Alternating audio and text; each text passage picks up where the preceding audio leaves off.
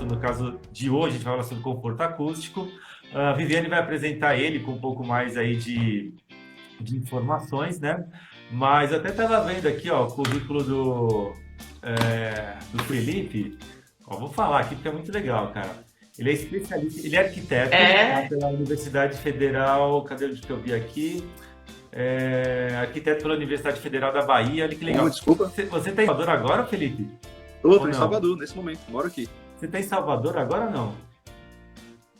Pô, que legal! Muito bom, muito bom.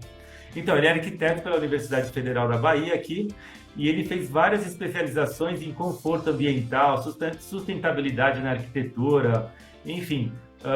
Ele é especialista em engenharia acústica de edifícios, né? Ele também é professor, né, Isso, da na UFSAL. Universidade Católica, é isso? A Na UC, UFSAL, que Universidade é? Católica de Salvador. Oi? Da UXAL, isso aí. Salvador, exatamente. Então. E a gente já viu aí que, né, o Felipe tem aí uma. Aí ele também é do escritório áudio e acústica, né? Então tá aí já, a gente já sabe quem é o Felipe, que ele vai conversar com a gente sobre isso.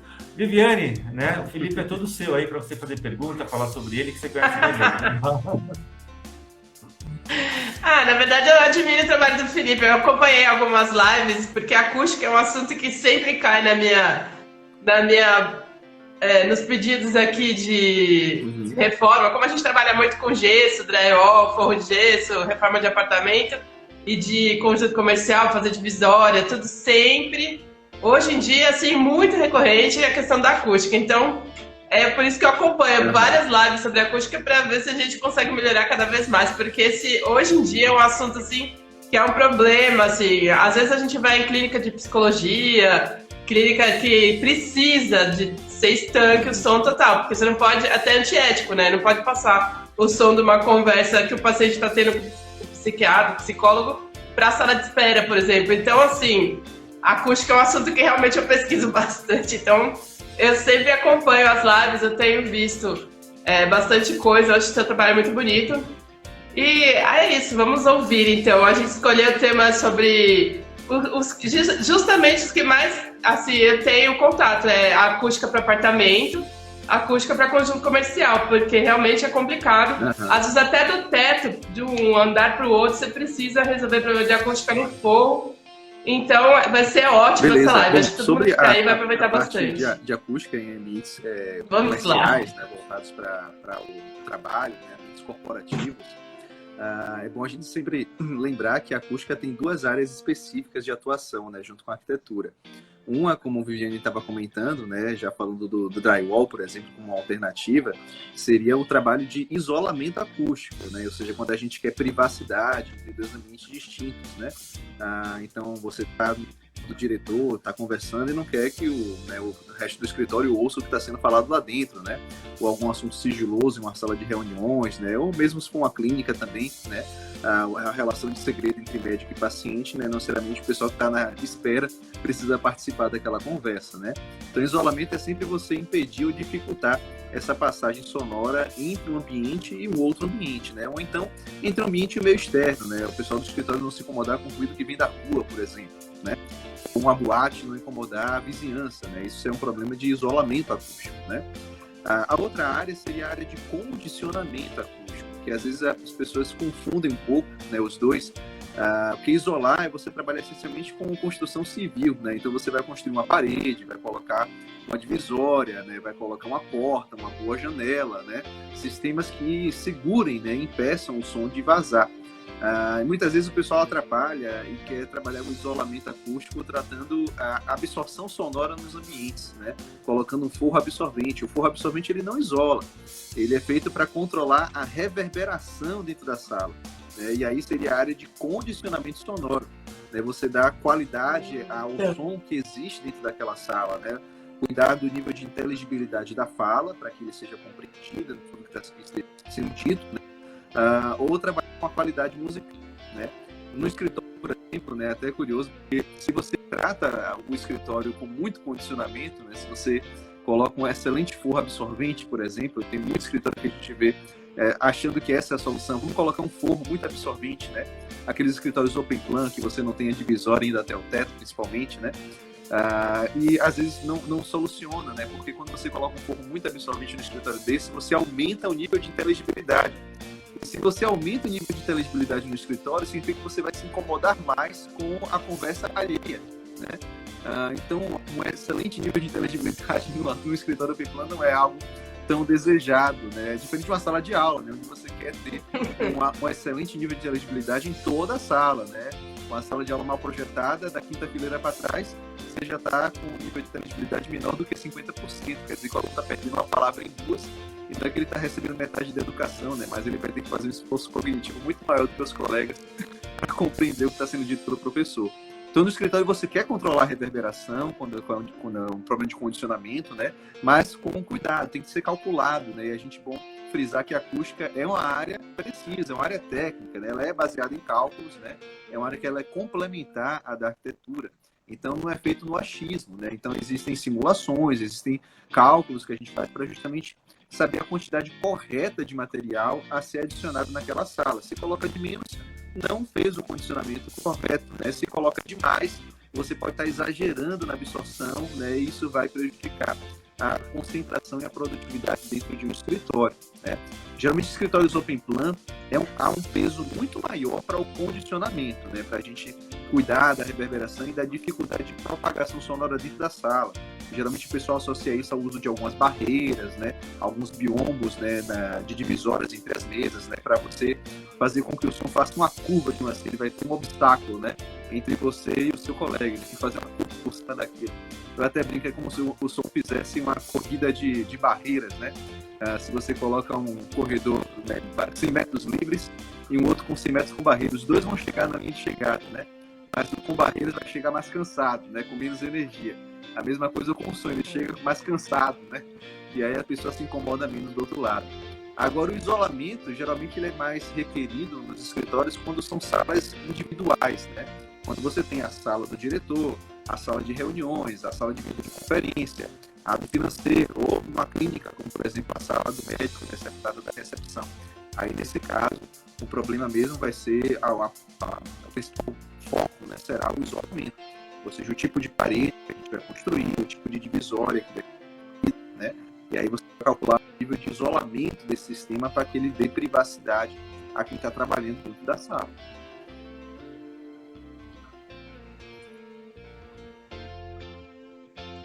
Não, perfeito. Sim. Perfeito. O Felipe já tem elogios aqui para você, cara. Felipe, como sempre, dando um show com suas explicações aqui. Minha aluna é recente Da agora. Giovana. E tem uma pergunta aqui. Que legal, muito bom. Já tem uma pergunta aqui. Você quer deixar as perguntas no final? A gente já começa. O Bastos, ótimo, perfeito. O Bastos aqui está falando assim, aliás, isso é um problema assim grave em vários lugares, né? Ele fala que ele mora em um apartamento e o vizinho de cima faz muito barulho. Ele pergunta, ele gostaria de saber se a lã de rocha é boa e isola o barulho. Né? Bastos está questionando isso. Para que lã de rocha, lã de vidro, lã de PET, né? São excelentes materiais absorventes, né? Eles são feitos materiais de fibras, né? E são feitos essencialmente para absorver o som, né? Então, se você constrói uma parede toda de lã de rocha unicamente entre você e o falante, você continua a ouvir tudo que o falante fala, porque o som ele atravessa a lã de rocha, né? A lã de rocha, na verdade, ela deixa de refletir o som de volta para você, né? Então, se você grita contra uma lã de rocha, a maior parte da energia ela é absorvida pela lã e é devolvida para você novamente em forma de reflexão. É o que acontece com uma parede lisa. Você grita contra a parede, o som bate nela e volta, né? Mas a parede, por ser densa e sólida, ela impede a transmissão sonora para o ambiente adjacente. Então, ela isola o som, né? A lã de rocha ela não é feita para isolar, ela é feita para absorver. Qual a confusão que o pessoal faz geralmente com isso, né? Porque é comum no sistema drywall, por exemplo, né, você inserir a lã de rocha ou a lã de vidro dentro daquele sistema. Então você tem lá uma chapa de drywall, uma câmara de ar, né, preenchida com a lã, né? depois uma outra chapa. E esse conjunto pode variar o isolamento, a depender da espessura dessa câmara de ar, a espessura da quantidade de chapas que você coloca de um lado e do outro. A chapa é densa, né? Tem uma chapa de hidróxido mais pesadas, por exemplo. Mas quando você coloca a lã dentro da câmara de ar do drywall, você aumenta o sistema isolante do conjunto, tá? Mas é em função justamente do poder absorvedor que a lã tem. Imagina o seguinte, o som vai bater na primeira chapa, tá? Essa primeira chapa ela vibra ainda e permite que uma parcela desse som passe para a câmara de ar interna. Se essa câmara de ar do drywall fosse oca, né, esse som ia ficar refletindo internamente na câmara de ar. Com isso, ele pode voltar a simplificar e atingir com mais energia a segunda chapa, né? Quando você preenche aquela câmara de ar com a lã, ela absorve essa energia sonora que atravessou a primeira chapa, né? Diminuindo então a parcela da energia que vai atingir a segunda chapa, né? Então, com isso, né, quando a gente preenche, né, esse núcleo com a lã, o fato da gente estar absorvendo essa energia interna, impedindo isso ficar refletindo internamente na câmara de ar do drywall, você acaba aumentando o isolamento do conjunto, simplesmente que a gente dificulta a energia que vai alcançar a segunda chapa, né? Então, não é que a lã isola, mas quando ela colocar né, pode melhorar aí de 6 a 9 dB esse isolamento quando ela é adicionada dentro dessa câmara de drywall. Por isso que a gente fala que às vezes a economia de palito, né? Você colocar uma parede oca, né, não enche com drywall, não enche com porque você desperdiçar o potencial acústico isolante que aquela parede poderia alcançar. Mas, respondendo direto à pergunta do Bastos, toque, caminhar, né? Aí, infelizmente, assim, se você coloca um forro isolante, né, fixado com alguns amortecedores, umas molas no seu apartamento, vai ser um pouco caro essa solução, né? Você vai reduzir o nível de impacto em torno de 9, 10 dB, talvez 12, entendeu? É uma redução pequena se comparada com a solução que poderia ter sido prevista na época da construção da edificação, né? Então, existem algumas plantas que podem ser de borracha, polietileno, a própria lã de PET, lã de rocha fazem essas mantas também, e elas são inseridas, na verdade, entre algumas impacta sobre a laje dele, quando ele arrasta os móveis, né, anda com o alto, a patinha do cachorro, ou varrendo a casa, esses pontos de impacto não é passar para o apartamento de baixo, né? Então, já mesclando com o nosso outro tema, né, né, a gente tem que lembrar que existe já no Brasil um desempenho, né, em 75, ela estava desde 19 de julho de 2013, quando ela foi publicada, né? Inclusive foi revisada recentemente, né? E saiu a nova versão agora de 2021, né? E a parte acústica não mudou muita coisa, né? Para ser bem sincero, né? A parte térmica, a parte lumínica tiveram mais alterações, mas a parte acústica, os parâmetros ficaram praticamente os mesmos, tá? E a norma, ela tem lá um parâmetro mínimo, né, e um superior, né, para a gente atender. A questão do parâmetro mínimo da norma de desempenho brasileira é muito permissivo, né? Ele permite você chegar de ruído de impacto até 80 decibéis no andar de baixo. Eu não sei se todo mundo aqui que escuta tem noção do que são 80 decibéis, mas 80 decibéis gritando do lado do seu ouvido. Eu tenho, é bastante. De impacto no andar do vizinho inferior, né? A questão é obedecer a norma, você está né? Mas não está garantindo conforto para o morador, né? Se a gente quer alcançar conforto, a gente deve pelo menos visar aqui está o nível superior, né? A gente alcança isso muito fácil falando dessa manutenção durante a obra. Claro. E até o Bastos já falou aqui, de novo, com a lã de rocha. Será que a lã de rocha resolve o problema no forro, né? Vai resolver bem se você associar ela ao forro isolante para o ruído aéreo, tá? Vai melhorar muito. Para ruído de impacto, isso não vai solucionar 100% não. Você vai sentir uma certa atenuação, mas não vai resolver 100%. Ó, feedback aqui que já melhorou um pouco. Que bom. Pronto, ótimo. Maravilha agora. Uhul, muito bem. Beleza. Então, é engraçado porque, na verdade, o pessoal todo é uma coisa assim, tipo, padrão. Todo mundo acha que resolve. É por isso que eu acho que todo mundo está repetindo a pergunta, porque não está conseguindo aceitar a resposta que não a resolve, né? É porque é complicado. Até, por exemplo, se você vai dividir duas salas comerciais, um quarto em dois, e você também não resolve você colocar a lã de rocha no meio, ou lã de vidro, e aí o que resolveria, por exemplo, para isolar o barulho de um quarto para o outro, uma sala para o outro, com esse...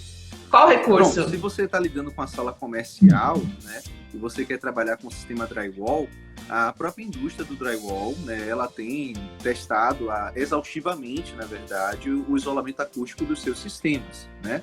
Então, você pega ali um catálogo da Associação de Drywall, tem lá a quantidade de chapas, quantidade de ar, presença de lã, sem lã, e geralmente ele informa para a gente o RW, né? Esse RW é o índice de isolamento sonoro da parede, né? Quanto maior esse valor, melhor, né? Significa que você está isolando mais uma sala da outra, tá? Em projeto, né, eu sempre tento buscar alcançar um RW maior, pelo menos próximo de 50 dB, né? Porque você colocando RW de 50, geralmente quando você leva para campo, há uma certa queda nesse isolamento, né? Por questão de instalação, tomadas, né? Má execução muitas vezes, né? Mas a partir de 50 dB de RW, você já começa a ter, de fato, privacidade entre os ambientes, né? Ou seja, nem a música alta, nem a voz elevada é ouvida, né? Abaixo disso, você tem, às vezes, a música alta ou percebida, mas você não entende o que está sendo falado lá dentro, né? Mas com RW a partir de 50, você já consegue um excelente desempenho acústico e privacidade entre as salas, tá? Lembrando que o RW é um índice de laboratório, né? Quando a gente joga isso para campo, a tendência desse isolamento é cair um pouquinho, tá? Quando o sistema trata de drywall, né? E às vezes o mais importante até do que o resultado que a gente pega do laboratório é o cuidado na execução, né? A gente tem que lembrar que a parede que ela é ensaiada no laboratório, ela é muito perfeita, né? Então ela não tem uma caixa de tomada, ela não tem um buraco instalado, né? Ela é estanque completamente de cima a baixo, né? Quando você leva para o escritório, né, você tem, né, caixa de tomada, passagem de instalação, portas, né, para você entrar naquela sala.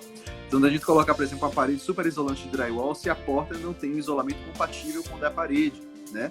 A porta de uma sala de reunião, ela tem que ser mais pesada, mais isolante, por exemplo, né? Não adianta você colocar uma parede de drywall e não executar ela até a laje, né? O pessoal às vezes executa a parede até o forro somente, né? E aí você tem que, entre uma sala e outra, fica a ausência do septo, né? Que é aquele fechamento vertical acima da linha do forro. E aí você tem o som todo vazando de uma sala para outra, né? Em escritório é comum também o pessoal ter muito edifício comercial que tem a pele de vidro, né? E aí o pessoal coloca aquela parede dividindo uma sala da outra e aí a parede não coincide com o montante vertical da pele de vidro. O pessoal tenta encostar realmente. Né? O vidro vibra, quebra a parede, o som passa de uma sala para outra também, né? Além disso, tomadas, instalações elétricas. Se você abre a tomada de um lado, abre a tomada do outro, você cria um buraco, na verdade, conectando, né, as duas salas, né? Então, há um espaçamento ideal, né, entre uma caixa de tomada e outra, se não colocar elas espelhadas, tem que espaçar pelo menos 40 centímetros de eixo a eixo, né? Se a gente pega o catálogo das associações de drywall, por exemplo, uma parede de chapa dupla de um lado, chapa dupla do outro, uma câmera de 70 com lã, já atinge um RW próximo aí dos 51, 52 dB, né? É uma composição, eu diria que quase que mínima, né, se a gente quer tratar a privacidade entre escritórios, tá? Agora, se tratando de apartamentos, esse cuidado é um pouquinho maior, né? Até porque, na verdade, primeiro que não é tão cultural, né, aqui no Brasil ainda, o uso do drywall em edificação residencial. Já existe, né, tem sido uma tendência em alguns empreendimentos novos, mas ainda o brasileiro, ele gosta de ter a casa, né, batendo na sua parede, percebendo que é alvenaria, né? Eu acho que é cultural mesmo isso, né? Mas dá para executar tudo com drywall também, né? O cuidado é que a gente tem que deixar geralmente uma câmera de ar mais espessa. Em alguns casos, a gente coloca uma parede de drywall com a chapa no meio que nunca vai ser perfurado ou recortado, né? Então eu crio uma terceira chapa, né, dentro da parede, né? Assim, essa nunca vai receber um recorte de uma tomada, por exemplo, mais recortes que sejam feitos na parede, na chapa esquerda e na chapa direita de cada lado do apartamento, por exemplo. Outra tendência também é o uso de um sistema misto, né? Você usar, por exemplo, uma parede de alvenaria e uma contra-parede em drywall, né? Algumas construtoras têm adotado essa solução, muitas delas não gostam, né? Às vezes assim, resistência em mudar, né? A forma de construir, a forma que está adaptado a executar, né? Você precisa também de uma outra frente de obra, né? Você tem uma frente de obra para a alvenaria, depois vai vir uma outra frente de obra para executar o drywall, a outra mão de obra especializada, né? Então isso tudo é custo também para a obra, né? Mais gente para contratar, mais gente para executar, né? E às vezes, a depender do nível do empreendimento, né, você não tem isso dentro do orçamento, né, previsto. Sim. Nossa, tem bastante gente online, bastante perguntas já. Tá, Pode você vai ler mandar. aí, né? Pode mandar? Então vamos lá. Eu tenho uma também aqui com outra questão. Aqui é a Ju Mendes, né? Ela falou que barulho de móveis arrastando do apartamento acima, drywall com lã de rocha funciona? Aí, tá vendo? Tinha que ter uma lousa. Gil Mendes, você não é a única, tá? Esse é o campeão de reclamação, arrastar de móveis, né? Vibração, bolinha de gude rolando, cachorro, né, andando com as patinhas, o pessoal varrendo a casa. Cachorro é o pior, né? Tudo isso aí é ruído de impacto, né? O ruído de impacto é aquele que tem conexão direta com a superfície que vai vibrar, né? É diferente do ruído aéreo, que seria eu e você conversando dentro de uma sala, né? Uma televisão ligada, isso aí é ruído aéreo, né? É você ouvir o avião que passa do lado de fora, entendeu? Isso tudo é o som que se propaga pelo ar. Qualquer som que tenha conexão rígida com a superfície, né? Você bateu um prego na parede, caminhou, derrubou um objeto, isso aí é ruído de impacto. E esse não resolve colocando o drywall, né? Você atenua um pouquinho, né? Há uma certa atenuação, mas não é uma atenuação que justifica muitas vezes o investimento no drywall. Você vai ter um grande ganho se você coloca um forro isolante com drywall para o som aéreo, né? Isola muito bem, porque você vai trabalhando com o princípio de massa, mola, massa, né? Ou seja, a primeira massa é a laje, a mola, entre aspas, é a lã que preenche, né? E a segunda massa é a própria chapa do drywall. Excelente, muito ganho no isolamento acústico para o ruído aéreo, fantástico, né? Vai ter um excelente desempenho. O ruído de impacto, nem tanto, né? Porque a laje do vizinho ainda vai estar conectada com o pilar, está conectada com sua parede, né? Ou seja, a estrutura do prédio ainda vibra quando alguém deixa cair qualquer objeto, né? E essa transmissão, ela não se propaga pelo ar, ela se propaga pela conexão rígida das estruturas. Qualquer lugar que tenha conexão rígida, isso vai acontecer, essa transmissão. Então, quando tu coloca um forro, você melhora, atenua um pouquinho, você diminui uma das vias de transmissão rígida, né? Mas ainda vai estar acontecendo pela parede, vai estar acontecendo pela fachada e chega do mesmo jeito, né? Por isso que, novamente, né, o drywall funciona para eliminar ruído de impacto só se você associar o drywall com uma mola. É um investimento, é caro e ainda assim não resolve 100%, né?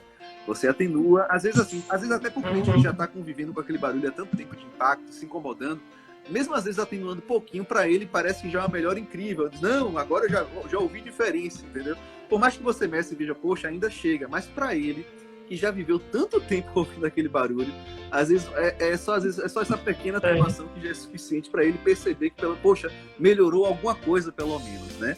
Mas a solução ideal, né, ainda é, novamente, eu sei que é chato, mas ainda, infelizmente, é na fase de obra. É o melhor momento para você evitar essa reclamação entre os vizinhos.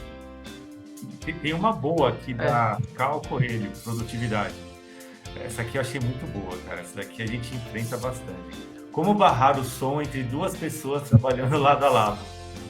Por exemplo, voz e música. Que é o exemplo dela. Olha. Não, é difícil. Bom, mas lado a lado, como é escritórios. Lado a lado às vezes é um pouco complicado, né? Porque você está muito próximo, né? Da outra forma. Escritório vizinho. A gente já pega muito isso quando a gente.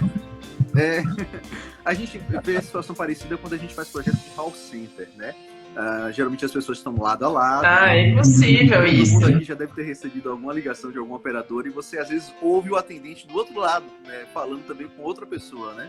E não tem a ver com a conversa, né, de quem está ligando para você. Às vezes dá pena, inclusive, né? O pessoal, né, é um emprego difícil, né? E é estressante, né? E o ambiente ruidoso também, né? Então ali é uma situação bem delicada, né? Estão muito próximos, né, os atendentes. Nesse caso, você tem que trabalhar bem com a absorção sonora, né, no ambiente. Às vezes, as divisórias entre as estações de trabalho ganham absorção sonora também nessas divisórias, né? E elas geralmente são mais elevadas, né, para você fazer uma curva maior, né, do som entre um e outro.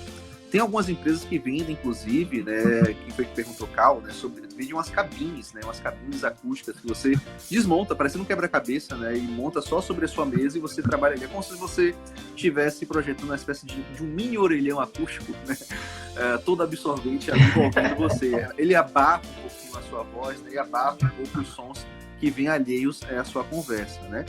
É claro que hoje em dia muita gente também trabalha ouvindo música, bota o seu fone de ouvido, né, tende a se isolar.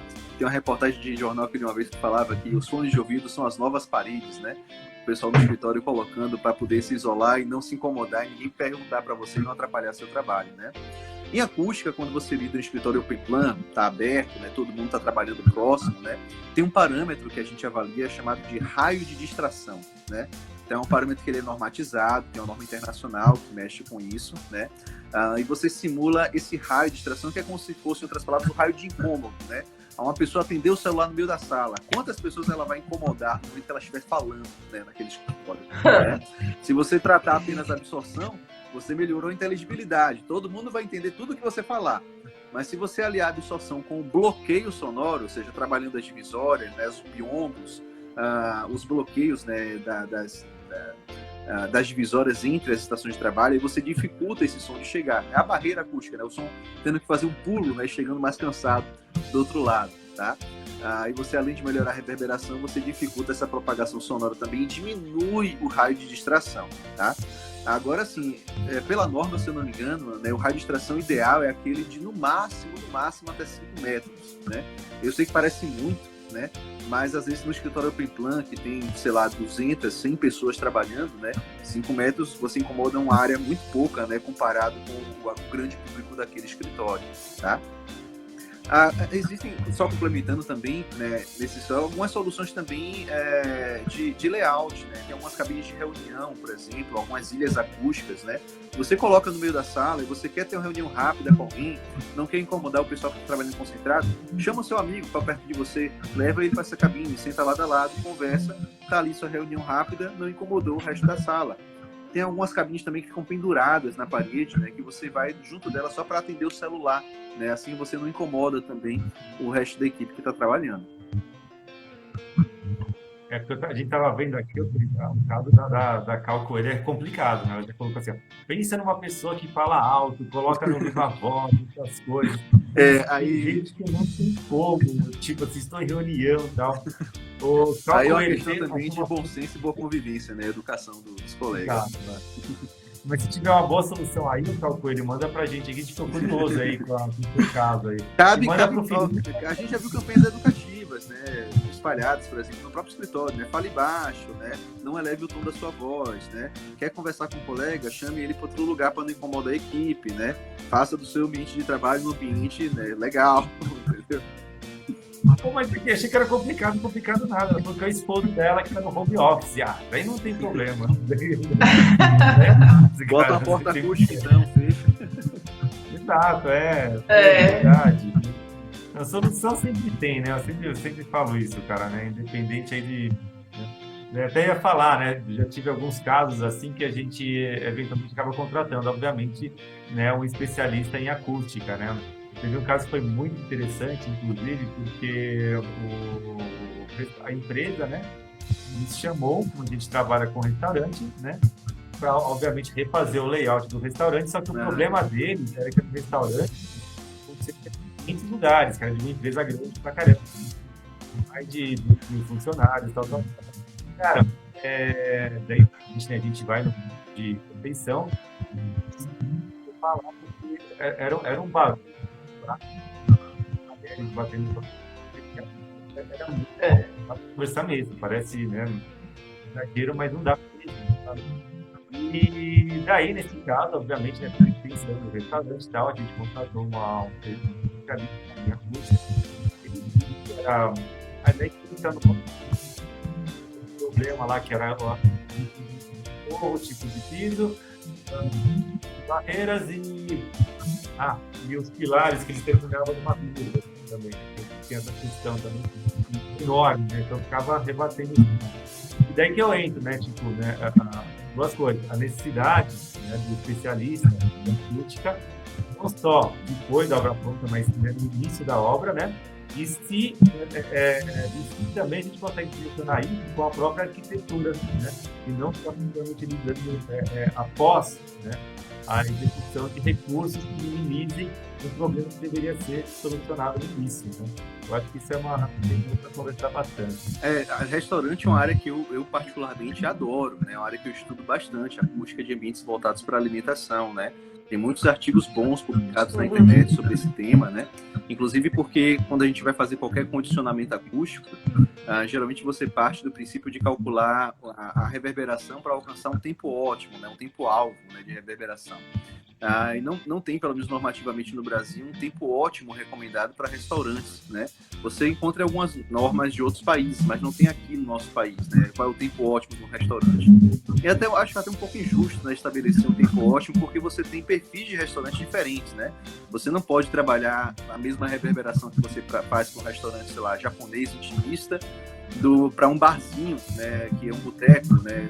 É uma outra pegada, né? Um outro estilo. O barzinho, ele precisa da reverberação, ele precisa do burburinho, né? Ninguém vai para um local que está desanimado, né? Vai para um local que está agitado, né? A galera conversando, né? É o chamariz, né? Para esse tipo de ambiente, né? Agora, se o restaurante é um restaurante mais para casal, né? Aquele local mais silencioso, né? Para você ter uma boa conversa, né? A gente tem que tratar também o condicionamento, mas também com equilíbrio, né? Porque se você exagera na mão, né? E coloca muita absorção também no restaurante, além de você tratar, você vai perder privacidade entre as mesas, né? Tudo que é falado em uma mesa, o pessoal da outra mesa participa da conversa também, né? E aí isso não é legal, né? Às vezes para um assunto delicado, que você quer lidar com alguém da família, né? Ou às vezes é uma reunião de negócios, né? Um assunto particular da empresa, e você quer ter uma conversa mais informal no restaurante, mas não quer que as pessoas participem daquilo, né? O outro detalhe é se você não coloca material em quantidade suficiente, né? Se ficar de menos, né? O restaurante ele fica muito reverberante, aumenta o nível de ruído ambiente, e junto com o nível de ruído ambiente, aumenta também o seu esforço vocal para poder conversar com alguém que está a menos de 1 metro de você, que está do outro lado da mesa, né? Então, se você tem que elevar o tom da sua voz para conversar com uma pessoa que está a menos de 1 metro de distância de você, é porque alguma coisa não está bem, né? Naquela sala. E aí a gente tem essa falsa impressão de que a gente vai para o restaurante para comer e para beber. A gente vai para o restaurante para conversar. E aí se a conversa não acontece, né, a experiência gastronômica também sozinha por si só não é suficiente para um prazer naquele espaço, né? Não adianta estar o cardápio bonito, um ambiente bem iluminado, as cadeiras confortáveis, né? A temperatura controlada, o garçom, né, atendendo bem, se a acústica do ambiente não está agradável, né? Você não consegue conversar, você tem que gritar para conseguir falar. O garçom às vezes não entende direito o pedido, né? Vem o pedido errado, né? Se é crédito, se é com sal entendeu? Então, você já está no local ruidoso, né? Pede o prato e vem barulho, né? Não funciona, né? Você tem ruído que vem da cozinha também, né? E atrapalha você ouvir o som de pratos, né, batendo, lavando, né? Isso não é legal quando esse ruído invade o salão. Tem pesquisa já relacionando, inclusive, o nível de ruído do ambiente com o aspecto do nosso paladar, né? Tem uma pesquisa interessante, foi publicada pela Universidade de Manchester, né, junto com a empresa alimentícia que foi a Unilever, onde eles elevavam o nível de pressão sonora da sala cada vez que ia sendo servido o mesmo prato, né? E as pessoas expostas a níveis de ruídos mais elevados começaram a reclamar que o prato estava menos doce ou menos salgado. E era o mesmo prato sendo servido do início ao fim, né? Então, quando você, né, exagera, né, um dos sentidos, né, expõe ele a uma irritação, você acaba abalando o outro também, né? No caso aqui do paladar. Então, um restaurante ruidoso, você não consegue sentir o gosto da comida correta, né? Também não é legal, né? Especificamente era de uma empresa grande, né? Então tinha uma questão que poxa, todo restaurante de empresa, cara, é um momento que a pessoa se desapega, não, que ela sai daquela constante que ela está trabalhando, tem um momento de relaxamento. E lá não dava, né? Porque, assim, já tem muitos restaurantes aqui, eu nunca tinha visto um negócio tão alto, assim, realmente não dava para conversar, cara, era absurdo. Perguntas, Viviane? Como você falou, isso impacta no próprio layout, né? Se você vai colocar mesas retangulares, mesas circulares, né? A mesa retangular você afasta o falante do ouvinte, né? As pessoas gritam mais, né? A mesa circular você aproxima mais as pessoas, a tendência é ter menos ruído, por exemplo, né? tem cálculo, inclusive, para você descobrir o melhor distanciamento entre mesas nessas simulações acústicas. Então, até isso a gente, né, acaba fazendo também. Ah, bem interessante essa parte. Depois a gente vai fazer mais uma live falando de restaurante, então, porque realmente interessa. É muito legal, porque eu já fiz também projeto para restaurante, e na verdade o que a gente tem era um restaurante por quilo, mas era um restaurante legal, assim, era um quilo mais sofisticado. É aqui em São Paulo. A gente usou muita madeira, praticamente foi madeira em tudo, todos os móveis e nas paredes. A gente tentou usar bastante madeira, tinha até um tipo de revestimento no teto que ele era acústico, ele era perfurado e tal. Mas assim, para aquela quantidade de gente, só o talher, né? Aquela questão de bater o talher, já é muita gente batendo talher, já começa. Tem muita coisa, restaurante que provoca muito barulho. Aquela parte de lavar prato, parte de passar o prato para a cozinha, da cozinha para. Então, assim, tem várias ilhas, assim, de muito ruído em restaurante que realmente imagina numa praça de alimentação, né, que você soma isso com ruído de cinema, gamers, né? Compressor de geladeira, máquina de moer café, apito de que a comida ficou pronta na loja. Né? Nossa, é um inferno, realmente. Mas em shopping eu acho que as pessoas já estão mais acostumadas com barulho, porque já é natural, né? Do shopping, tudo fazer barulho, né? Mas assim, no shopping eu acho que as pessoas se incomodam menos. Até que você leva a criança no shopping, porque lá pode fazer o que quer, porque, tipo, ninguém nem percebe, porque já tá tanta bagunça, tem muito né? shopping mais moderno que já tem cuidado, né, da acústica dos ambientes, não só da praça de alimentação, como das circulações. Eu já publiquei 2 artigos científicos só sobre acústica de shopping center, um só sobre praça de alimentação e um só sobre os corredores de circulação e justificando o porquê, né, que é necessário o tratamento acústico nesses ambientes, né? A pessoa permanece mais tempo, né? Ela circula mais por ali, você vai ter mais tempo de visão de vitrine, né? Isso é bom para o lojista, na verdade, né? Então tem uma série de benefícios, né, que o tratamento acústico nesses ambientes podem proporcionar. Com certeza. A Inês está perguntando justamente isso. Vai ler, Eric? Ela falou exatamente sobre o que a gente estava falando, que era das praças de alimentação, né? Que a hora do almoço realmente é muito estressante. Ainda dependendo ainda do shopping, é pior ainda. Nós conhecemos shoppings que, na verdade, os piores shoppings que eu vi foram aqueles que foram adaptados, né? Não tiveram assim um projeto, né, específico, né, de praça de alimentação, são os mais complicados, né? Isso também eu concordo. Para as praças, inclusive, hoje, nos projetos mais modernos, não tem nem se usar aquele layout, né? Que às vezes a gente pega uma praça que, tipo, o pessoal pega só a mesma tipologia de mesa e cadeira e dá aquele comando de array no AutoCAD e sai carimbando. Né? Já não se faz mais praça assim, né? As praças, elas têm quase mini praças dentro da própria praça. Né? Você muda o layout da cadeira, né? Coloca alguns biombos separando também algumas ilhas, né, dentro da própria praça. Isso você vai diminuindo um pouquinho o ruído, né? Porque você vai separando alguns grupinhos um do outro, né? Além de trabalhar também com a absorção sonora, principalmente na cobertura, no caso dessa praça. Aqui tem 2, em São Paulo pelo menos, tem 2 shoppings que eu acho que resolveram mais ou menos bem o problema da acústica, que é o JK e o da Vila Olímpia. Em Salvador eu não lembro, porque faz muito tempo que eu fui. Em Salvador a gente tem um bom exemplo aqui. Realmente, que como que é o Salvador Norte Shopping, né? Ele foi projetado, né, todo com acústico. O Salvador Norte Shopping também. O shopping da Bahia, ele reformou a praça de alimentação com tratamento acústico. E aqui no Nordeste a gente tem grandes shopping centers também que já foram feitos desde o início do projeto com o tratamento acústico como premissa, né? Um grande exemplo é o Shopping Rio Mar de Recife, né?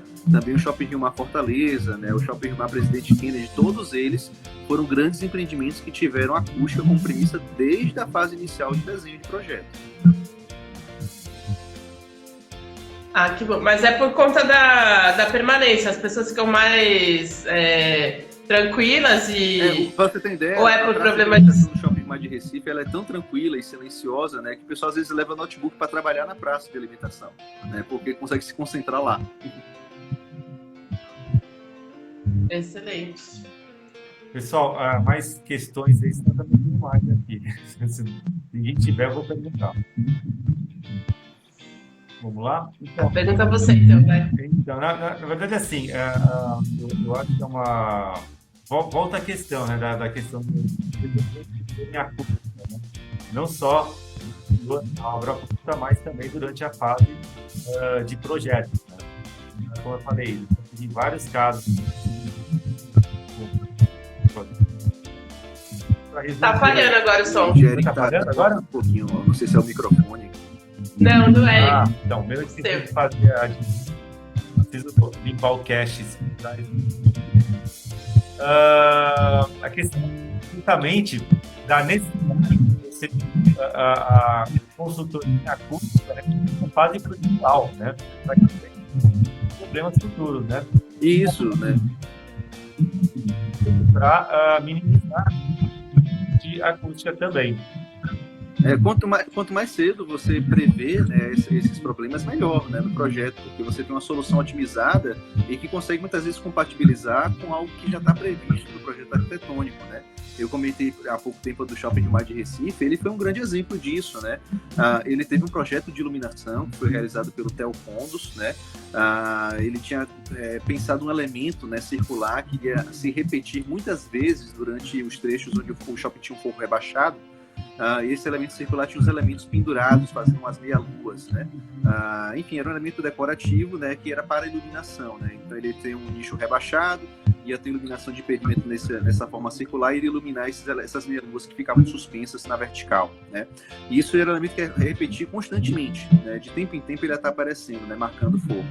E aí a gente tinha que fazer a acústica também. Quando a gente viu esse projeto de iluminação, a gente falou, poxa, se a gente transforma isso numa ilha acústica no forro, você não precisa criar mais um outro elemento de acústica para ficar brigando aí com essa linguagem, né? E aí a gente entrou em contato com a arquitetura, né? Fez a ponte com o projetista também de iluminação e falou, olha, dá para eu substituir esse trecho de forro por um forro perfurado, e essa meia-lua, em vez de ser madeira, eu posso colocar aqui um elemento poroso, né? Com um tom parecido da madeira que você vai usar, né? E aí com isso a gente transformou o elemento de iluminação também um elemento para absorver o som. E aí resolveu tudo no mesmo desenho, entendeu? A gente conseguiu controlar a reverberação naqueles corredores sem ter que propor uma outra coisa, né, para a arquitetura compatibilizar também, né? Então foi perfeito, casou muito bem, né, a solução. A gente desenvolveu um protótipo primeiro, né, depois o pessoal viu, ficou legal, testou em campo, aprovou e a partir daí foi executado em obra, né? Mas foi fruto de uma conversa, né, entre os projetistas, né, quer dizer, envolveu a arquitetura, envolveu a iluminação, envolveu a acústica, para se chegar numa solução em comum, né? Um projeto desse de um shopping, você tem, né, N projetistas trabalhando juntos, né, ar-condicionado, estrutura, eram reuniões assim de 4 horas, né, 5 que a gente tinha direto no dia, com um bocado de profissional junto ao mesmo tempo, porque sempre a solução de um impactava em um momento no outro, né? Então a melhor forma de você compatibilizar tudo ainda é em conversa com os profissionais, cada um sabendo da sua área, mas compatibilizando as soluções, né? A gente cansa de ver projeto, por exemplo, de auditório, que a gente olha para o teto e tem, sei lá, um acesso para a iluminação, aí tem um acesso para o som, aí tem uma outra caixa de acesso para a hidráulica, aí tem uma outra caixa de acesso para ar-condicionado, aí tem outra caixa de acesso para incêndio, aí o forro fica cheio de caixa de acesso, quando podia ser uma só, entendeu? É simplesmente disciplinas que não foram compatibilizadas, né? Ou então os projetistas não conversaram entre si na hora de, né, fazer o desenho. Né? Sim, é verdade. É aquilo que eu falo, a arquitetura sempre é um projeto em conjunto, né? Uma obra é um projeto que envolve muita gente, né? Isso é...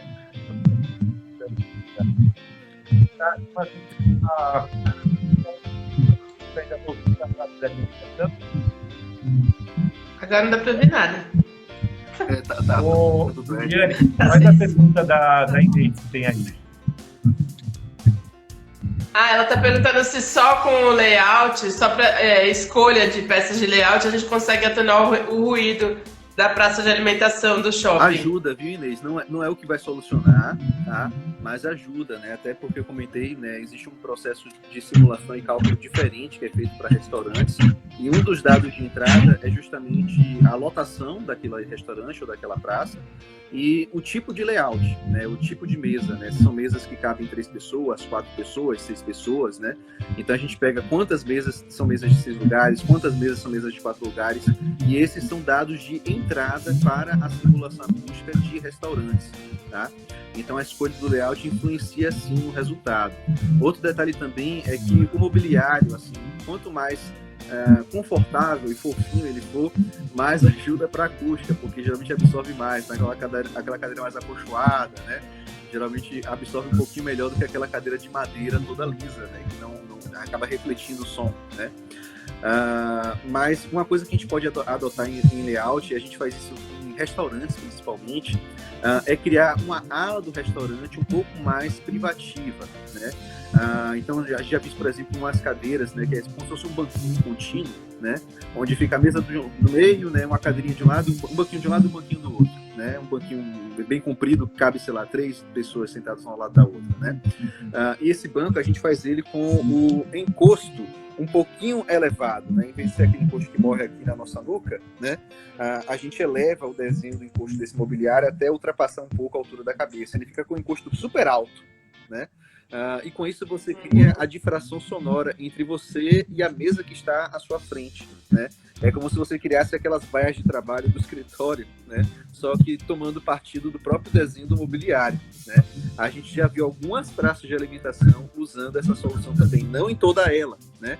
Mas em alguns trechos da praça para você ter zonas mais privativas, né? Se não no mobiliário, utilizando a própria divisória, né? Como se você vai numa praça mais recente, né? Como eu falei, tem às vezes umas ilhas, né? Tem essa ilha aqui de cadeirinhas e mesas, aí tem sempre algum biombo, algum canteiro, algum caqueiro, um local de vegetação, né? Alguma coisinha, né, que separa, né, aquele local da praça do outro lugar, né? E esses elementos também servem de difração sonora, tá? Se você procura aí no Google, na internet, as imagens do Shopping do Mar Fortaleza, do Mar Recife, você vai ver esses elementos desenhados na praça, fazendo parte do mobiliário. Auxilia no tratamento acústico, mas não é o que soluciona, né? Ele auxilia no tratamento. Ouvindo do Edinaldo Silva aqui. O Eric, para mim, tá saindo falhado. Viviane, faz a pergunta do Everaldo, vamos lá. Também. Quer que eu leia? Eu, né? Agora você tá sem som. Então, tem mais uma pergunta aí. Sempre na hora que tá dando uma hora, começa a falhar.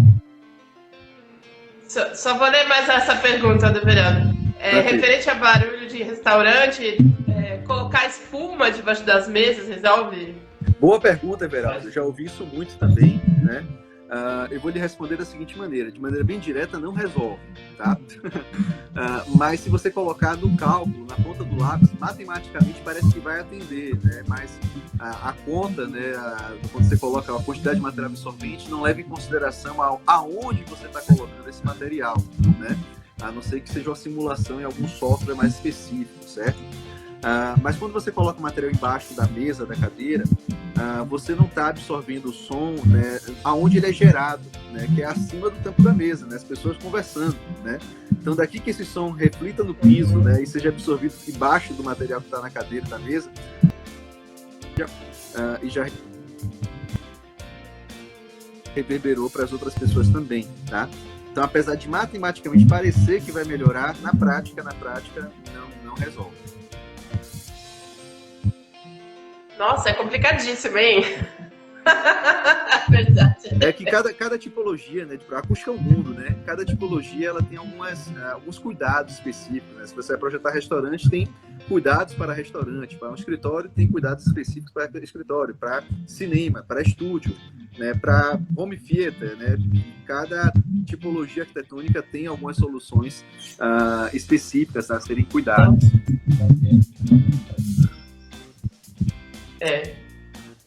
E aí, mais perguntas? Voltou o som? Viviane, não sei, vou deixar com você agora. Eu estou ouvindo você, Viviane.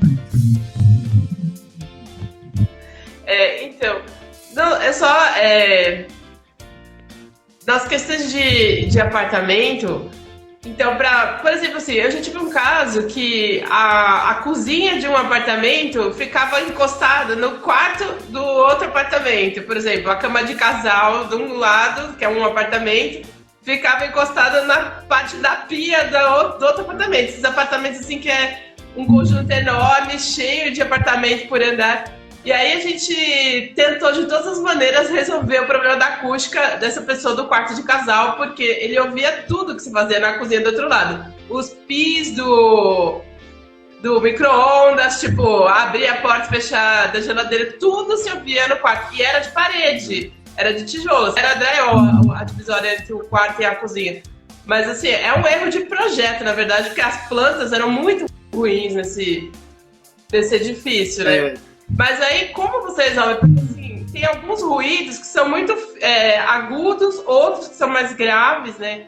E nossa, eu sei que a pessoa, ela tá desesperada, assim, para resolver os problemas, e eu realmente não soube como resolver, assim, o que falar. Preciso de uma ajuda de especialista. Quando se trata de ruído de alta frequência, ruído agudo, né, geralmente a gente tem que se preocupar com vedação, né?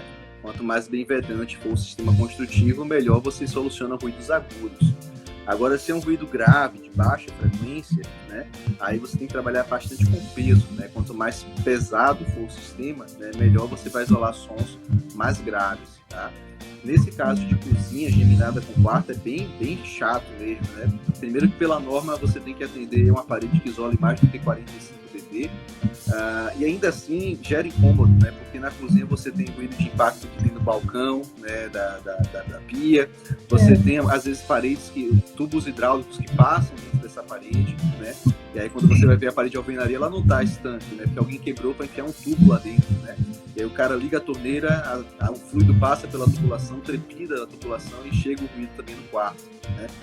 Então, às vezes você tem que trabalhar nesses casos, né, preferencialmente uma parede dupla, né? Ou uma parede extremamente pesada, né, para você alcançar um bom nível de isolamento acústico, né? Quando se trata de cozinha, eu ainda prefiro geminada com quarto. A parede dupla eu acho a melhor solução, né? Porque você consegue em uma parede passar tubulações da cozinha e tem uma câmera de ar separando, preenche com a lã, e depois uma outra parede, que é a parede do quarto. E ela está intacta, não está recebendo o som direto da cozinha, nem o impacto do balcão, que muitas vezes é engastado na alvenaria, né? E aí você não passa esse tipo de barulho também, tá? Mas tipo assim, é o tipo da solução que você tem que prever na época do projeto também. Porque se você já faz um desenho, né, e coloca uma parede dividindo com o quarto e com a cozinha, não que seja errado fazer isso, tá? Muitas vezes o desenho do projeto leva a essa solução, não é isso que eu estou falando. Mas se você vai projetar isso, você já tem que prever no desenho uma parede mais grossa, né? Não adianta colocar lá uma parede de 9 centímetros para receber recurso de 1,5 cada passo, que não vai dar certo. A gente tem que ficar atento que é necessário ter uma hierarquia de paredes no nosso desenho. Locais que demandam mais isolamento e mais privacidade, você já tem que prever uma parede bem mais espessa, né? Aquela fórmula de colocar bloco de 14 na fachada e bloco de 9 na parte interna não funciona mais para a norma de desempenho. Sim, verdade.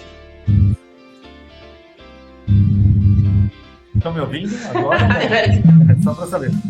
Pessoal, a gente já está finalizando aqui, tá? Se alguém quiser entrar para conversar com a gente, tá? É só mandar solicitação aqui, né? Geralmente a gente chega no final o pessoal entrar. Deu para ouvir? Ouvi o convite. Deu para ouvir. Está liberado. Felipe, aproveitando. A gente tem um tempinho ainda, mas eu já vou agradecer você, caso eu perca o som, tá? Porque às vezes acontece isso, né? Tem um probleminha aí do Instagram que depois de uma hora ele perde som. Mas enfim, mas já agradeço aí caso eu perca o som aqui, tá? Super valeu mesmo, assim, tá? Mas aí, não fechamos ainda não, vamos continuar. Eu que agradeço, Eric, e Viviane também o convite. O pessoal está elogiando bastante, aula fantástica, um monte de gente ainda está entrando agora, né? Infelizmente já está quase no finzinho, já passamos uma hora, geralmente o Instagram começa a mandar a gente embora, depois de uma hora começa a falhar tudo. Então, enquanto a gente ainda tem um tempinho...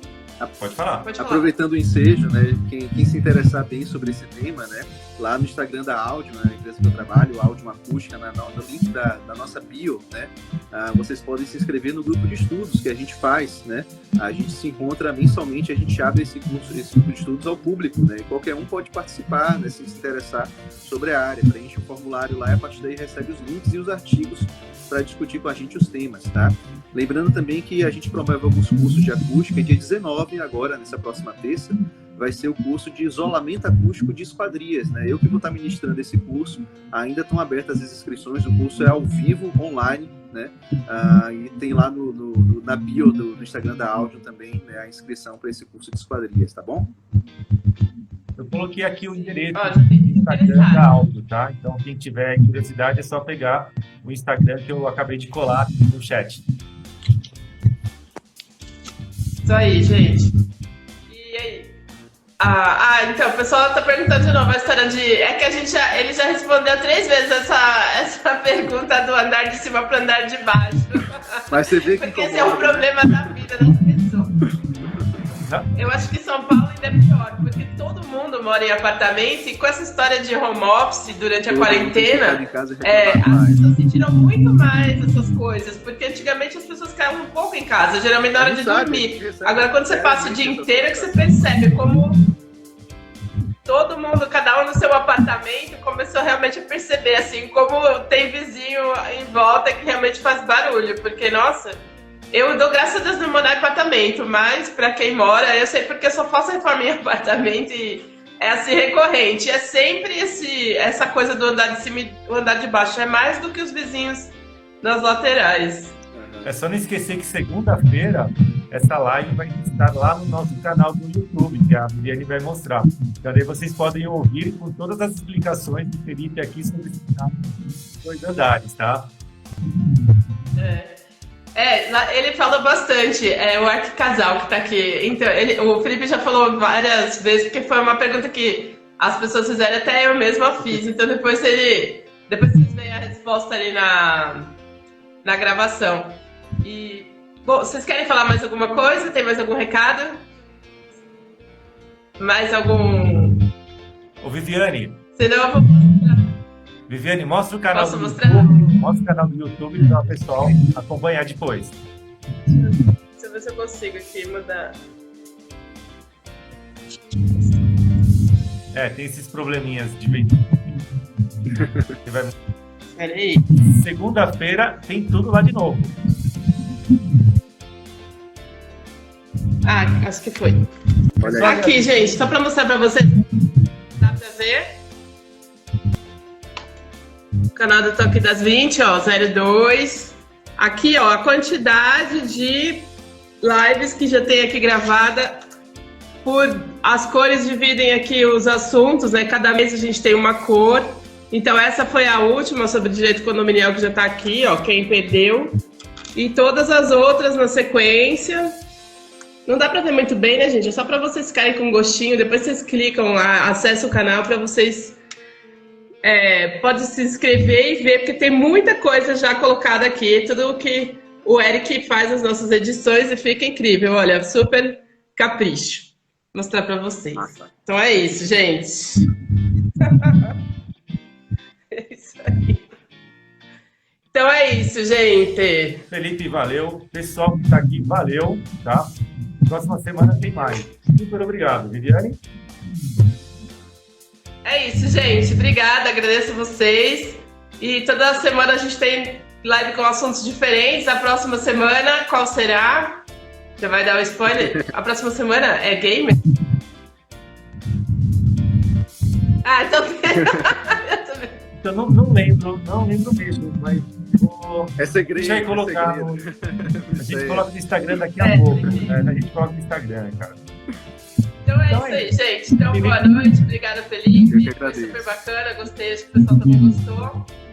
Qualquer dúvida, eu tô por aqui. Podem mandar direct que a gente conversa. Um grande abraço. Obrigado. Até mais, pessoal. Tchau.